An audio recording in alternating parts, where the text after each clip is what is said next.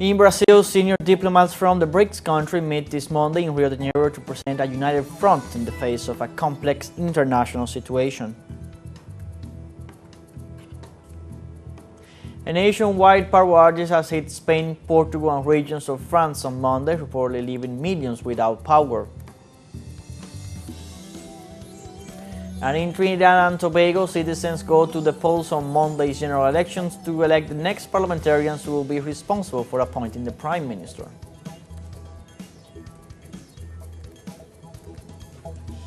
Hello, welcome to From the South. I'm Luis Alberto Matos from the teleSUR studios in Caracas, Venezuela.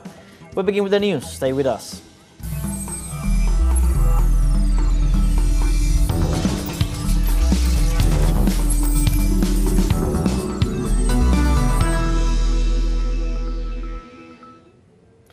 In Brazil, senior diplomats from the BRICS countries meet this Monday in Rio de Janeiro to present a united front in the face of a complex international situation. The meeting of the foreign ministers of the integrationist bloc will focus on strengthening the multilateral trade system, reforming the organizations that govern the international order, and cooperation between the countries of the South.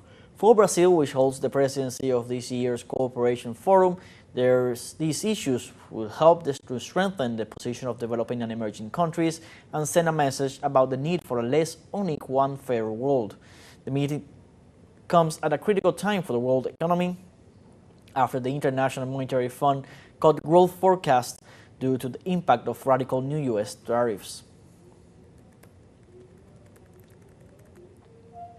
And in this context, Brazilian Foreign Minister Mauro Vieira held talks with his Russian counterpart Sergei Lavrov on Sunday, aimed at strengthening bilateral relations and debate on multilateralism and Washington's tariff aggression.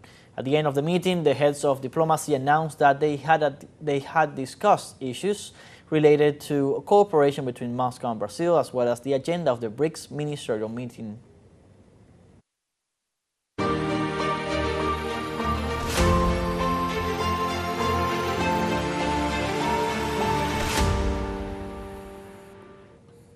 Russian President Vladimir Putin declared a three-day ceasefire with Ukraine to mark the 80th anniversary of Victory Day.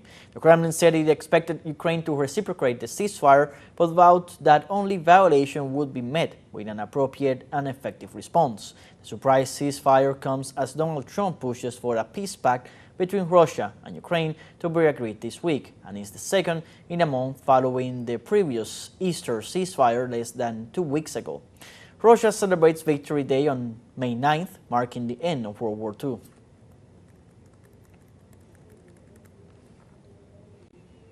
And Chinese President Xi Jinping urged Monday workers and the people to pay their dues for rejuvenating the nation.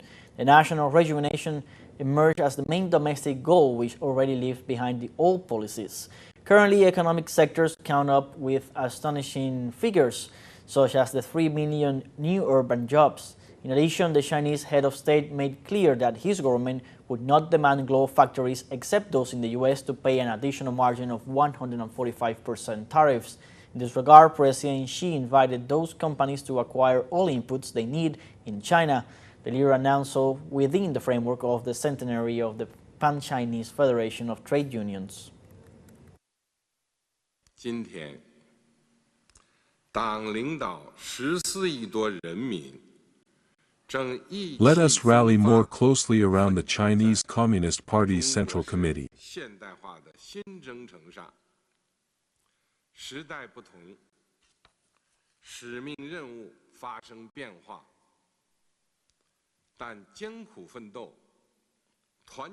Get down to earth with strenuous efforts and unyielding dedication.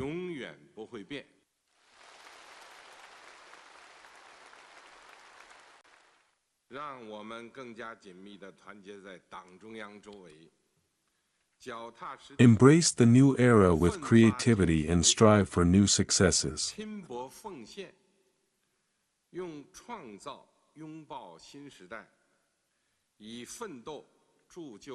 So that one step at a time, we turn the grand blueprint of realizing the great rejuvenation of the Chinese nation into reality.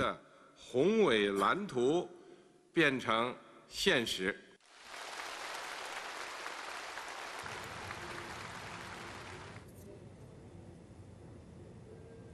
A nationwide power outage hit Spain, Portugal, and regions of France on Monday, reportedly leaving millions without power. Around midday, users throughout peninsular Spain reported the interruption of the power supply for reasons still unknown. The outage affected telecommunications, traffic lights, and hospitals, as well as operations in public transport systems, among them the subway and airports, including the Madrid's Barajas International Hub. In addition, citizens of Portugal, Andorra, and parts of France bordering Spain were also reporting being hit by the blackout, as further outages have been reported as far as Belgium. The country's managing electric network company informed that replacement plans were activated to recover the supply generation in around 6 and 10 hours, and that causes are being investigated.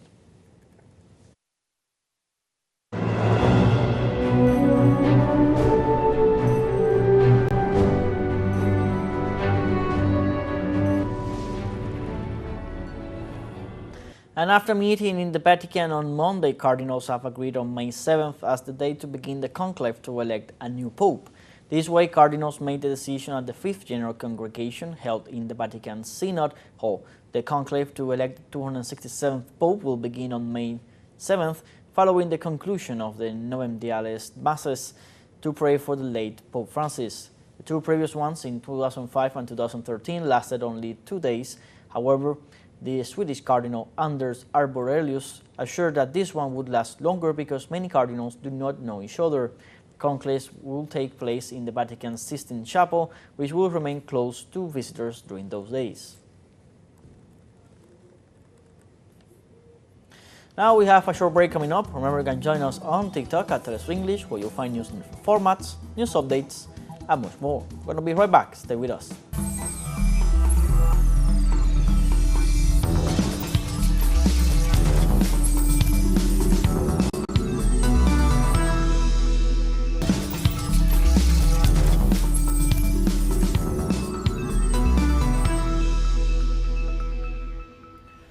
Welcome back. Trinidad and Tobago hosts this Monday the 2025 general elections to elect the next parliamentarians who will be responsible for appointing the new Prime Minister. More than 1 million citizens are eligible for these elections, which will have an electoral observation mission from the Caribbean community in order to guarantee the transparency and legitimacy of the process. The ruling National People's Movement and the opposition party, United National Congress, seek to obtain the majority of the seats in the Chamber of Representatives in the midst of the economic crisis the country is going through.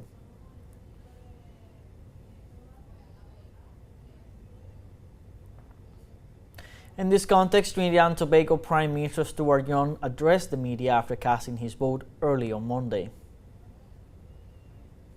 No, I am not one who worries about those things. Once I am satisfied, which I am, that we ran a good, hard campaign and we put forward as much as we could to the population. The population has to measure, and that's what I've been saying. Today is your day to go to the polls, to either give me a mandate to continue or not.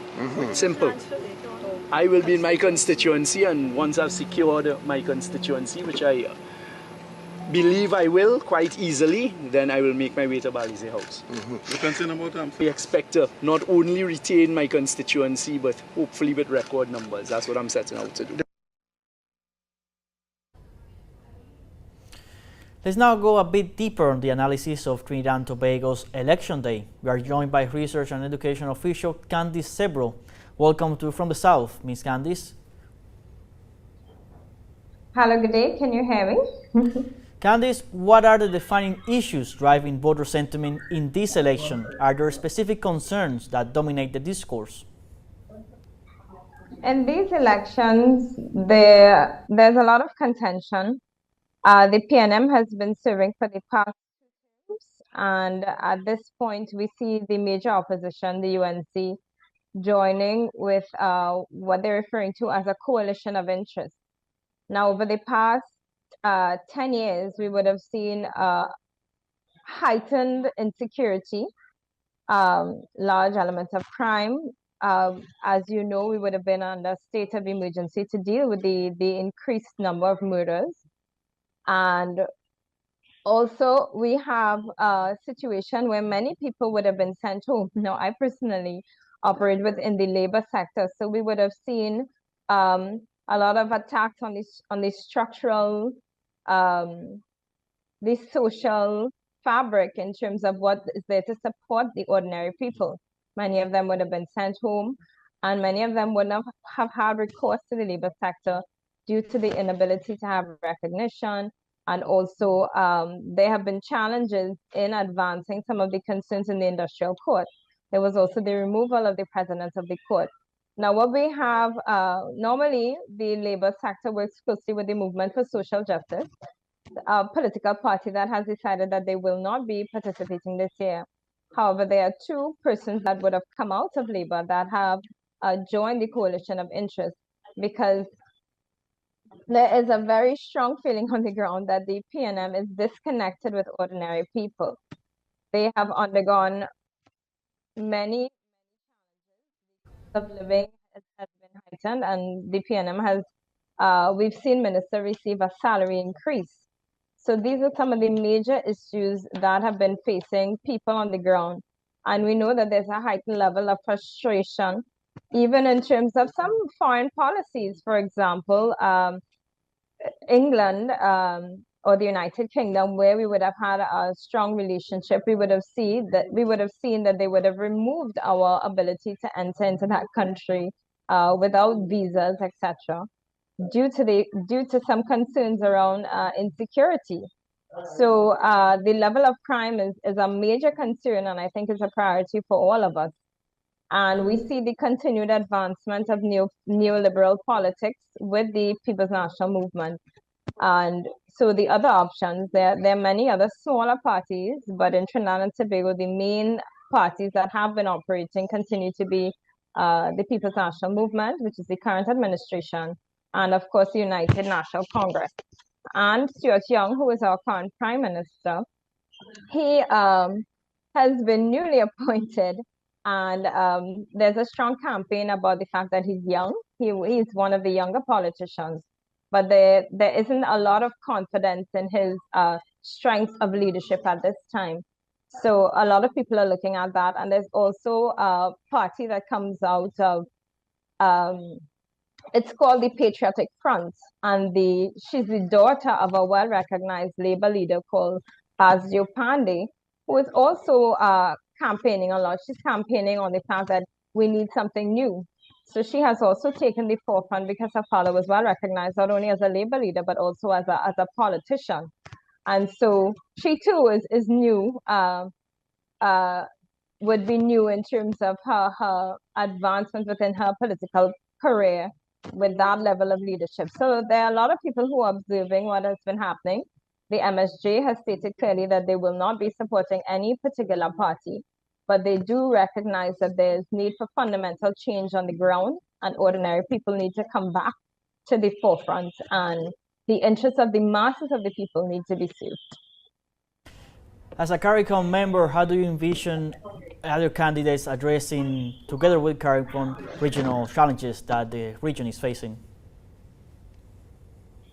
Well, as a CARICOM member, we have had strong positions coming out of, I mean, the PNM has had a good relationship within CARICOM over the past 10 years, and they have taken positions on, well, of course, national sovereignty and self-determination.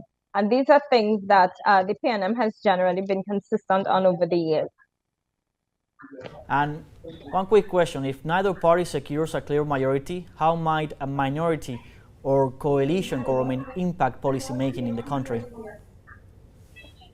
Well, I suppose that all citizens, including myself, we would be a little nervous to see new administrations in terms of what we could get. Some may be hopeful, some may be nervous, some may have no confidence at all. But we have had coalition governments before. The last from 20, I hope I get these dates right, I think it's 2010 to 2015, we would have had the People's Partnership, which was a coalition, which included the opposition at the time, which would have been the UNC, when Kamala Persad-Bissessar became the first female prime minister. So that is a possibility. It is a strong possibility. But of course, there would be many new faces as well that would be involved on the ground. But of course, persons who have been campaigning for a while and who have set forth their policies. So it will be a new introduction. So we wait to see what the result is going to be. Finally, looking ahead, Candice, how might this election shape Trinidad and Tobago's trajectory for the next decade? Well, for the next decade, we will have another election, but also too, it is possible that there may be a shift in direction in terms of who is leading. However, I do think that based on the level of insecurity and the challenges within the economy, I do think that there may be some continuation of policies that are currently undergo. But speaking as someone who was within the labor sector, we do have some major concerns that we hope to see advanced based on the outcome of this election. And generally, we are hopeful that we will see advancements within the reintroduction and the restoration of things that we would have lost over the years. Thank you, Ms. Candice, for your inputs and time here for From the South on everything that is happening right now in Trinidad and Tobago on this election day. And thank you for having me. Oh, it was our pleasure. Well, like this, we have come to the end of this news brief. You can find this and many other stories on our website at telesurenglish.net. So join us on social media, Facebook, X, Instagram, Telegram, and TikTok. For Telesur English, I'm Luis Alberto Matos. Thank you for watching.